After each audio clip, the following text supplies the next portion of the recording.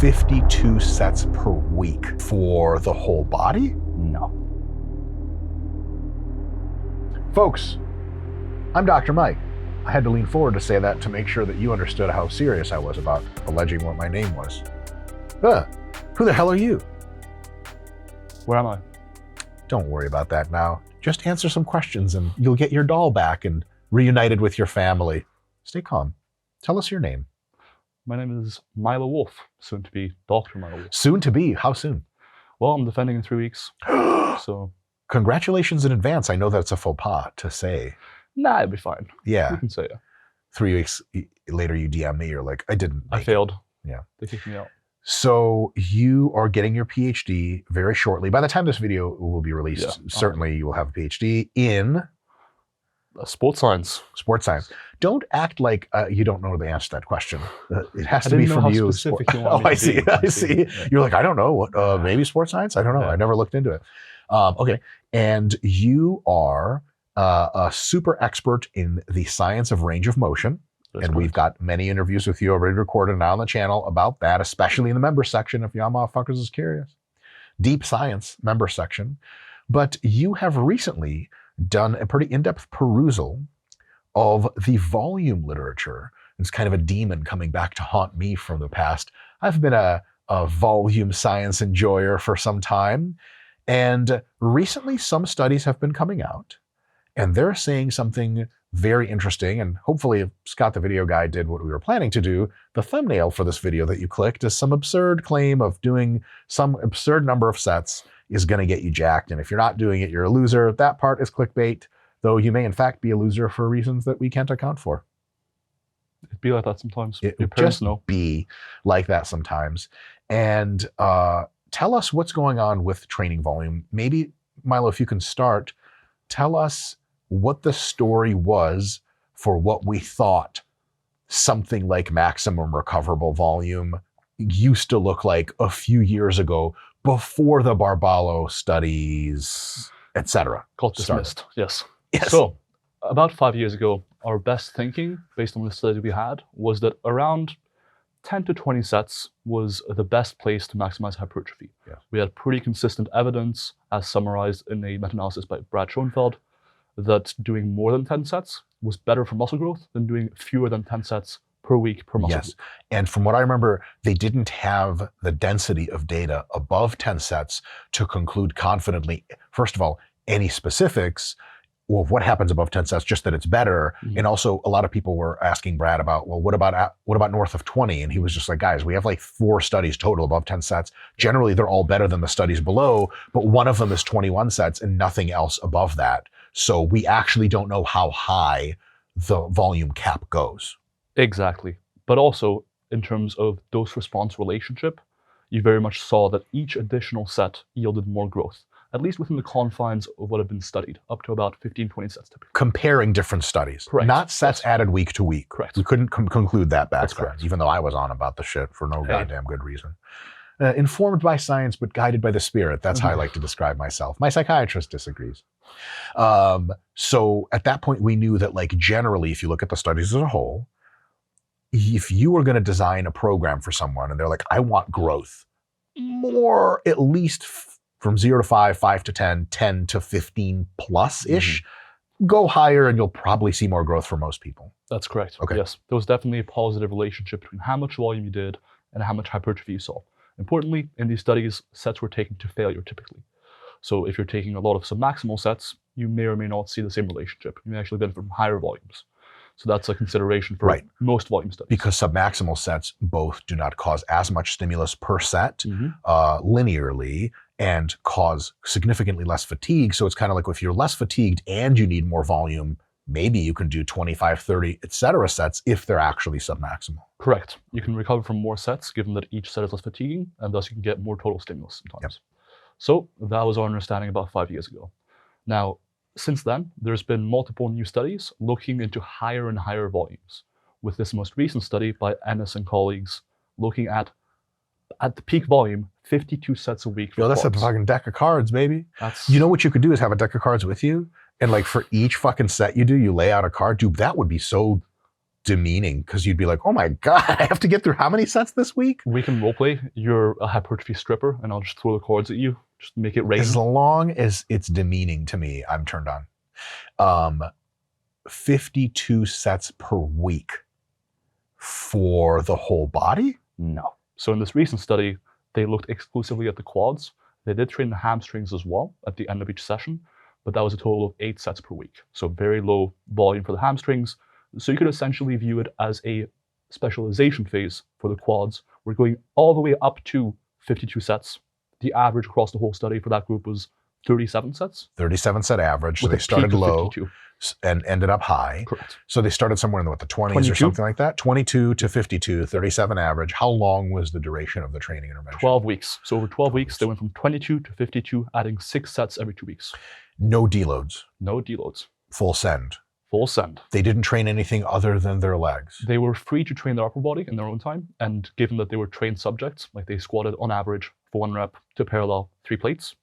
That's dope. It's pretty solid for a training study. Fuck yeah. So my hunch is they did train upper body, but I don't think they trained it to the same level as they trained their quads, because if they did that They for just copy everything, the quad program and just do it for everything. imagine if they actually did that. That would be crazy growth. Or is it? Interesting study. Yeah. Or maybe, or they would be Who dead. knows? Okay. And then so what are the subgroupings in that study? Because they didn't just have one condition. That's What were the correct. other ones? So to give you a brief overview of the study, they had a washout phase, where essentially for 2 weeks, participants were in very low volumes to sort of sensitize them all to the same extent to training overall. Then they had a 2-week familiarization phase where they gradually added volume to get up to 22 sets of quads per week. And then from there, they had a 12-week intervention period.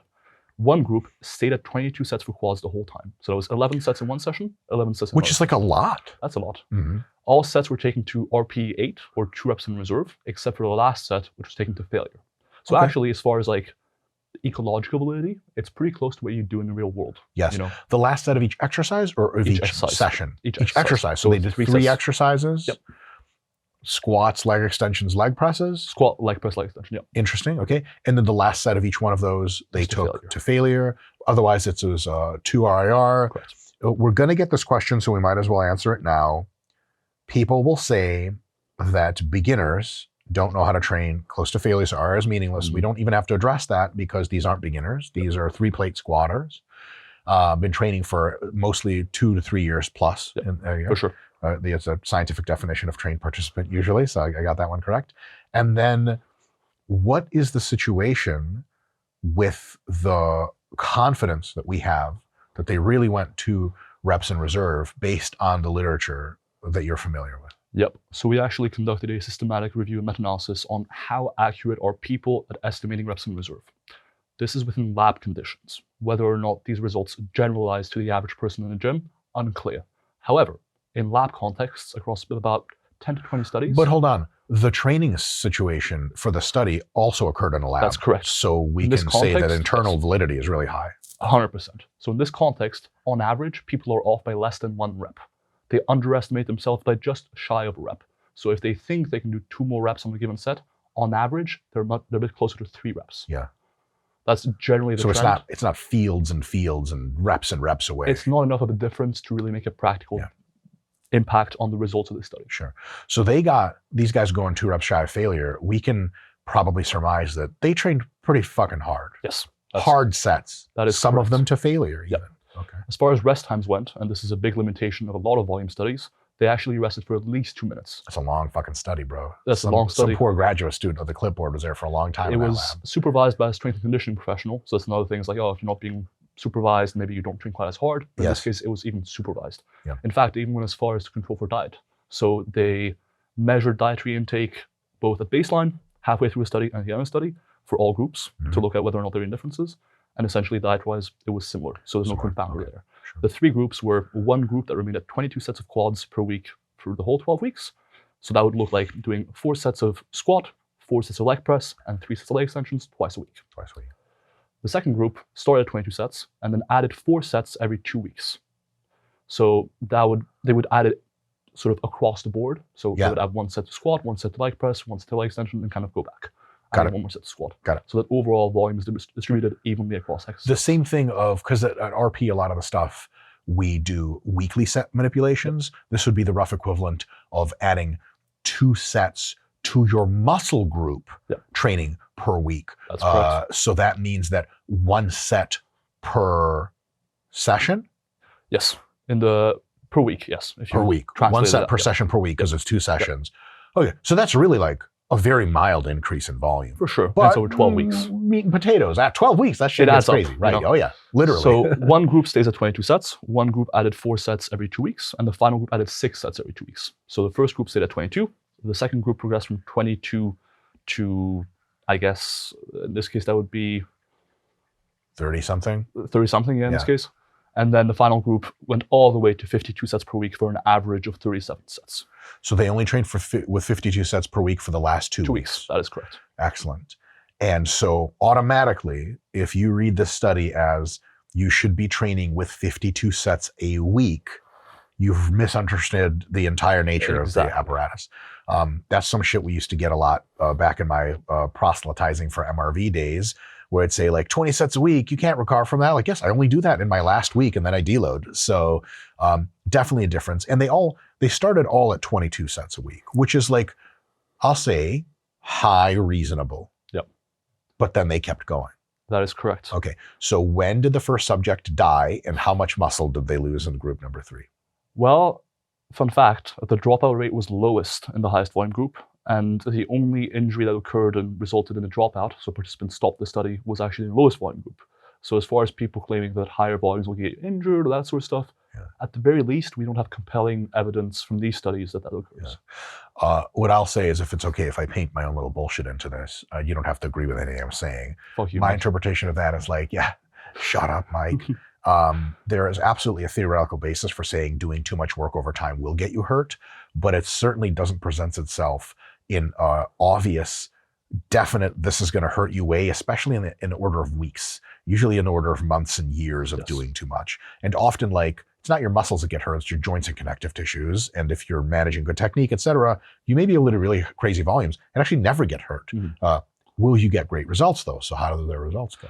Well, so they measured hypertrophy of the quads, obviously, since that was the muscle group of interest, and they also measured 1 rep max in the squat. Interesting. It's very standard exercise science. Just throw that in For there. 100%. Squat is like the exercise science exercise. Yes, absolutely. Per that real quick question, what was their rough relative intensity? Was the sets of how many reps roughly are they doing here? So they varied between sets of 6 to 8 and sets of 10 to 12. 6 to 8 in the first part of the week, 10 to 12 in the second part of the week? Yeah. Oh, beautiful design. Yeah. Good job, researchers. Yeah, some That's really variation awesome. in there, just like in real world, you know? Amazing, yeah. So here's what they found. For strength, broadly speaking, the adding 4 sets per 2 weeks group, so the moderate volume group, and the higher volume group saw better outcomes in 1 rep max in the squat than the 22 set group. And these groups, on average, were doing about like 10 to 15 sets of squats a week, if not a bit more sometimes. So we're talking about relatively high volumes of squatting volume and overall quad volume, increasing strength gains, which is relatively novel. Previous studies on volume and strength gains generally find there is a positive relationship between how many sets you do per week for a lift and your strength gains. But it's a bit more moderate and and it peaks tapers earlier. off. Hypertrophy keeps going for God knows how long. But Exactly. the strength we kind of understand. Like if someone's like, hey, should I do 20 sets of squats per week for strength? They'd be like, I think I would keep it to 10 to 15 at the most. And that's not just me making up numbers. That's actually evidence-based recommendation for strength. Like if someone tells you, hey, like evidence-based, 15 or more sets of squat or bench or deadlift per week is a good idea, you'd be like, what study are you getting that from? Hypertrophy, different story. Yep, 100%. And that's summarized by a meta-analysis from 2017 by Rostam and colleagues, if you want to read that. You're like a fucking chat GPT, but Yeah, handsome that's me. and Thank giant you. and right here next to me. I'll see you afterwards. I'll see you now, even. Shit, different type of video, huh? Yeah, we're gonna flip the script. This has actually been for our OnlyFans. They love a technical introduction that lasts. Yeah, and it's a nice lasts. script, you know, like most adult videos. They just get right Very to it. poor storyline. I want a scientific nailing story. it. I want I want half of the shit to be about like the intricacies of designing nanotech machinery, and like then straight to just like You would just fall on each other and things happen. We Oh, wrestle, you know. Whoop. I'm used to turning that way. In any case, Scott the video guy, good luck editing this video. Scott's like, I'm not editing any of this shit. Yeah, this is gold. So here's Okay. what they found. For strength, the moderate and high volume groups saw better outcomes. So potentially, based on this data, slightly higher volumes for strength than previously thought makes sense, for the squat at least. For hypertrophy, this is the interesting part for pretty much everyone here, let's be honest. The highest volume group saw the best outcomes. And there was pretty much a dose-response linear relationship between how much volume they did, from 22 sets all the way to, on average, 37 sets, and how much hypertrophy they saw. This is interesting because we do have previous data looking at the quads and sort of higher volumes. We have about 6 studies now, including this one. The original Brazilian study, there was Brad's replication of the Brazilian study, and a few others. Yeah. We're actually ignoring the Barbella studies here, so there's other studies as well, because the Barbella studies... No, there's the other Brazilian studies they did like on an aircraft carrier with sailors or some shit, and then they did, Brad replicated that, and then Brad got in trouble because people were like, you're taking money from big volume. He's like, this is a replication study. This already happened. If by trouble you mean Lam McDonald. I'm not allowed to say that name. You didn't say it, I said it. Anyways, so there is actually previous data generally showing the same thing, which is that the quads seem to actually benefit from relatively higher volumes. From the data we have, the triceps and quads benefit from slightly higher volumes and the biceps from slightly lower volumes, which is interesting, at least in these studies. Yeah. With the quads specifically, it does seem like you can do above 20 sets and likely at this point see more growth. We have 6 studies looking at hypertrophy, comparing a more moderate volume approach of about 5 to 20 sets to a higher volume approach of typically 20 to 35 sets per week on average. And results are consistently neutral to positive for higher volumes. So there's 2 studies showing the same hypertrophy, whether you do sort of lower volumes in the 5 to 15 or 5 to 20 range, versus there's 2 studies showing a neutral, no difference, null outcome. And there's 4 studies showing a positive effect on hypertrophy when doing above 20 sets.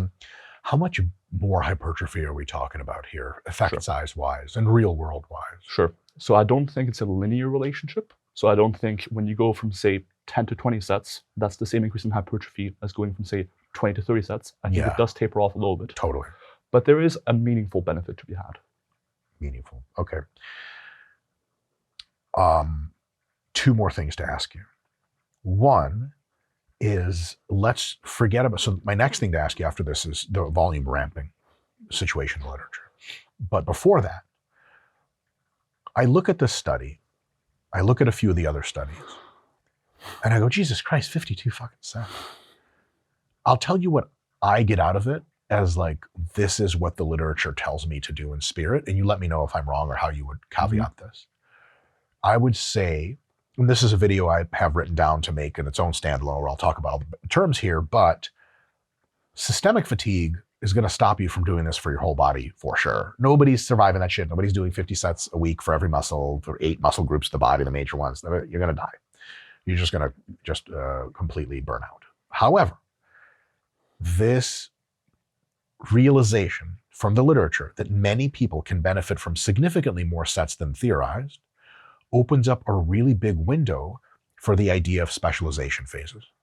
And that if you back off on your quads, back off on your hams and calves, take it easy on your glutes and your back, you can take your chest and triceps and pump up the volume. And as long as your system is recovering, it may surprise you how non-limited locally the muscles are, and that more volume often does get you better results. So if someone's like, my forearms won't grow, like from wrist curls.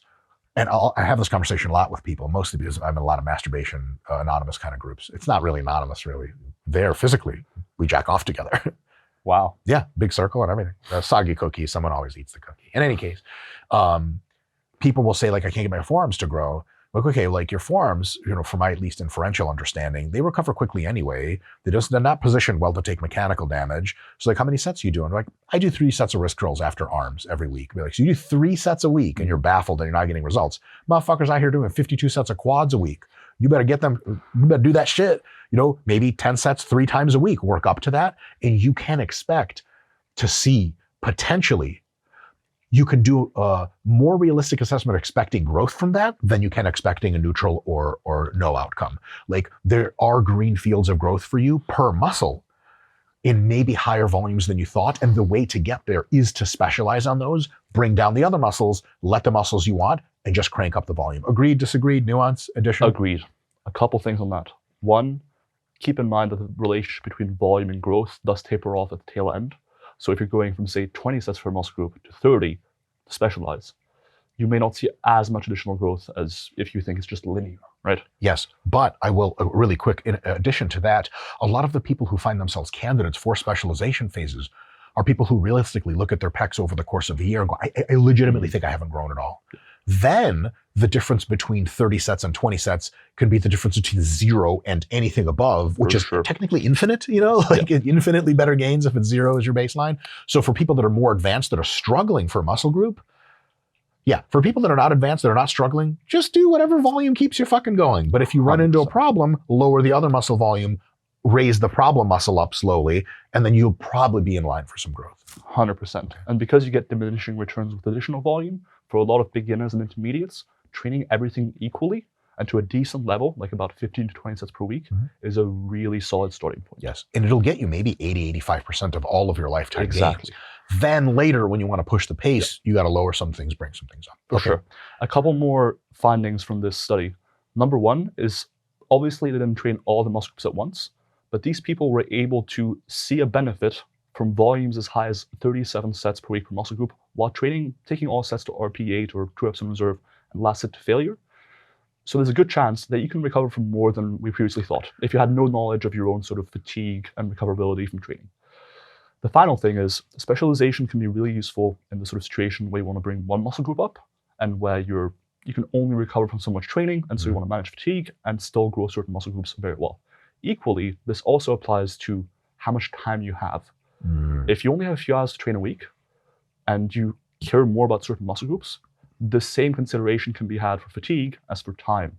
So maybe specializing on a few muscle groups at a time when you're really pressed for time and keeping everything else a bit lower is a really solid approach in that case as well. Yes, because we had Dr. Pack on, or depending on the release schedule of this video, we'll have him on in the future. We recorded it right before you sat down. You were here for this. And he let us know kind of the details of the minimum effective dose, minimum effective volume literature. And that's also very encouraging. Like, you can actually make some decent gains in many cases with very few sets. But it turns out the landscape is kind of like the maximum adaptive volume. When Dr. James Hoffman and I wrote the Volume Landmarks book, we theorized it to be a floating function, not one specific point that adapts to many conditions. And we also imagined the growth curve based on our experience and reading of the literature at the time. The growth curve between minimum effective volume to maximum recoverable, we thought it looked very smooth and there was a lot to exploit. We didn't think it was like nothing and back to shit. It looks like that's at least a little bit the literature is being kind to our earlier predictions. Like, you get some growth right out of minimum effective volume, and very close you rise up to really good levels of growth. As you go up closer and closer to MRV, it goes up kind of linearly but not impressively, and then at some point it falls off. Decent? That's correct. It just turns out that the MAV, the maximum adaptive volume, is a little bit higher than we thought potentially. Yes. Now, second to last question. Got you here, Mr. Expert. We got all kinds of questions for you.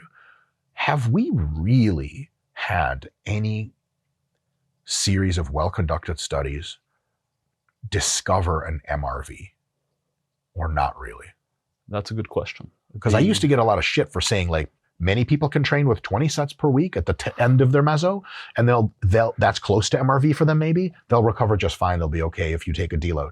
And I have people come clap back at me like, you're fucking crazy. You're going to burn people out. And it's kind of like, well, I don't even know what to say. It was 52 sets, motherfucker. I would have never said that shit was true. But apparently these people are still alive, ambulating under their own power. What gives? Did we find an MRV yet? Or is it just kind of like, we haven't found it yet? We have not found an MRV yet, pretty much. And we've trained people with pretty high volumes, like in this study, for example, at least for the quads locally, we trained with very high volumes. So that might not have been systemic MRV, overall MRV for all muscle groups combined. As far as local MRV goes, if it existed at a sort of lower level, we should have found it in this study and found no additional hypertrophy. Yes. But we didn't. That's the definition of MRV. Exactly. So you're not recovering anymore. It's unlikely you're spurring a whole lot of growth. Did you guys, do you have any insight on the data? Maybe this is like a request for raw data thing. Did you look at their strength through the study week to week to week? Because I'd like to see if how that looked. Because it could be like they got weaker at the end, but they still did a functional overreach for more growth or something. For sure. Functional reach into hypertrophy is a very novel area. We don't have a ton of support for it yet. Yeah. It may occur, it may not occur. But if maybe they experienced a ton of fatigue at the end of the study, but that didn't stop them from still growing. And I know you had a discussion recently on Revive Stronger, for example, about to what extent is fatigue from training actually interfering with producing a hypertrophy stimulus? Right? Because you can probably be a bit fatigued going into a session and still get really good growth from that session. Sure. So that's a really interesting consideration. Yes. Last question for you. the literature when I was around making my MRV bullshit and theorizing about volume, just from theory and observation, I managed to synthesize the idea that there is some logic to at least consider that what is a very good dose for you of volume in week 1 of your program may be a volume you could very easily recover from later because you're used to it. And my thinking was, there are many complex ways of thinking about this, but my simplest version was like, if you can recover from much more now, like week 1, you go in and 3 sets of leg press, you're fucking limping around for a week. The argument to do more is kind of strange. It's like, you want me to limp harder? Like, what the fuck? But like, if you're in week 3 of a program that, let's say 6 weeks long, you're doing 10 sets of quads, and like, you just don't even get delayed onset soreness anymore. Someone comes into the gym. This is the way I did a lot of my thought experiments. Like, what if a very intelligent and insightful incel, and by incel I mean person who asks you rude questions to your face, comes up and asks me about why am I stopping? Or why am I doing this? How do I answer them politely? And if I can't cogently understand in my own head why I answer, like, oh, we really don't know this. So he would be like, how many sets did you do? And you're like, 10. He's like, why not 12? And you're like, well, you see. He's like, is it because you can't recover? You're like, no, I can recover, actually easily. He's like, why not do more? Here's the graph of like growth and volume. Now that we know it looks like that, you can recover. Why not grow more?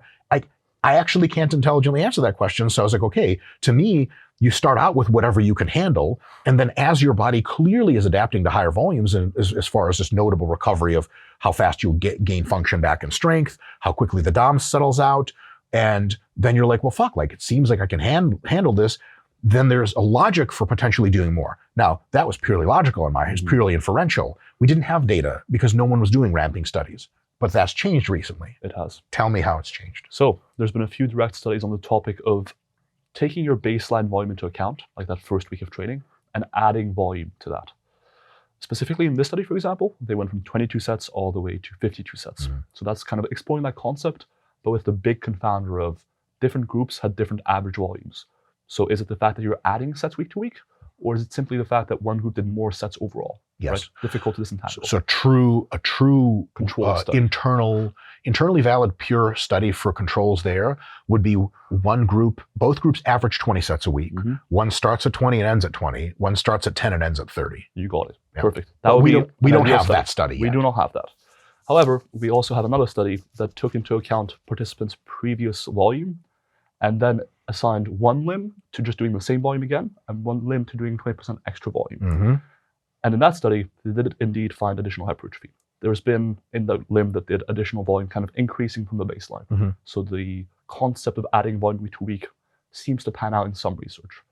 The research where it doesn't seem to pan out is typically where greater additions of volume are performed and where it's performed at once. So for example, there are studies where they add 30% or 60% of volume just from one week to the next. And that doesn't seem to increase hypertrophy versus just staying at that. Wow, okay. So the slow approach might be better. A slow approach might be better. And I think that a volume autoregulation, sort of week to week, adding volume as you feel recovered, is probably best used to get to your most productive volume. Yeah. Right?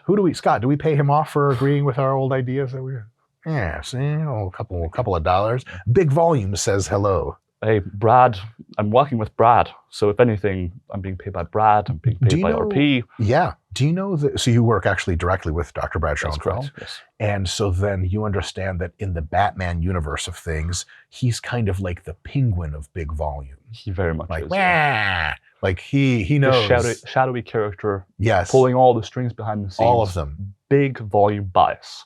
And honestly, I've been paid by Big Volume. A fucking house, a recording studio. I'm not sure how much money they have, but it seems to run deep. Yeah. Like I remember once I posted a meme that was like kind of friendly towards HIT. And I was picking my kids up from school later that day. And the guy in a limo stepped out. He's like, "You got beautiful children. Make sure they stay beautiful with the high volume." I was like, "Oh, sir." I bowed. I think he was like a Don, like some kind of Italian mafia. Yeah, I was going to say they sound Italian American. Next day, the next post I made was just "fuck Mike Menser," and I think they like that. Damn, did you get some more cash? No, but because remember they gave me a warning first. But the "fuck Mike Menser" just got me back to the good. Yeah. But every month I proselytize for high volume. Now you're getting. I like that watch. What kind of watch is that? It's a G-Shock, you know. So you're on that shit. I mean, for real, that's Big Volume watch. If I can tell, I could sit down next to you on a plane and be like, "Volume proponent." You're like, you know what? Real recognize real. I love it. So other than getting money to shill for big volume,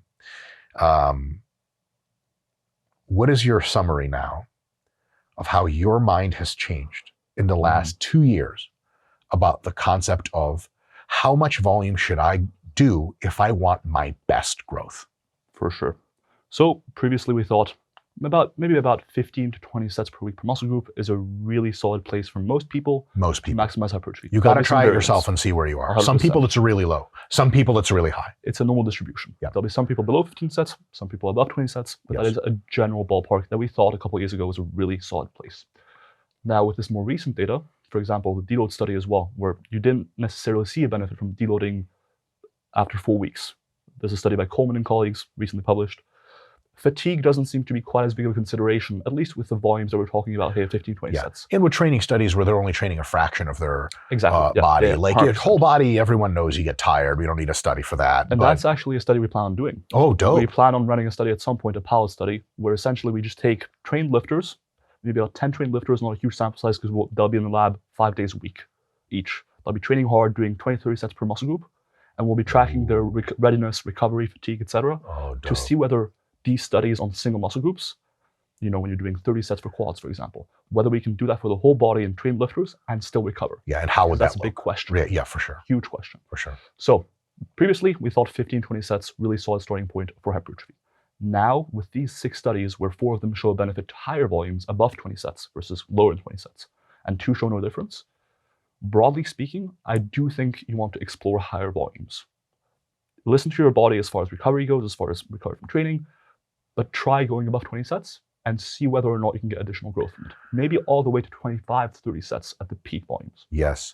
And would you say this is especially true for people who have lagging muscle groups? Or is it like, if my chest is responding amazing to 10 to 15 sets, try more even for that? I would say so. I would say you can initially, if you want to, try out increasing volume a little bit for all muscle groups and see if you can recover. You might just find that actually you can take all muscle groups to about 20 sets and still recover just fine. Now, if you take it to 25 or 30, you might find actually that's not feasible and you have to specialize in order to manage overall fatigue. However, just raising volume overall gradually and seeing how you respond is a good starting place, and then you can branch out into either specializing or continuing to train everything pretty equally. Dope. I have one final question for you. Wagwan. What's that? Wagwan. It's British slang for what's going on. Oh yeah, I remember you told me that Wagwan, bro. earlier. Yeah. You know? And what is your problem with Mike Menzer personally? You seemingly. What's up, Milo? Talk to us. I hate HIT bros. Like, I'll say it publicly. Like, I do not like you. HIT bros just have this veneer of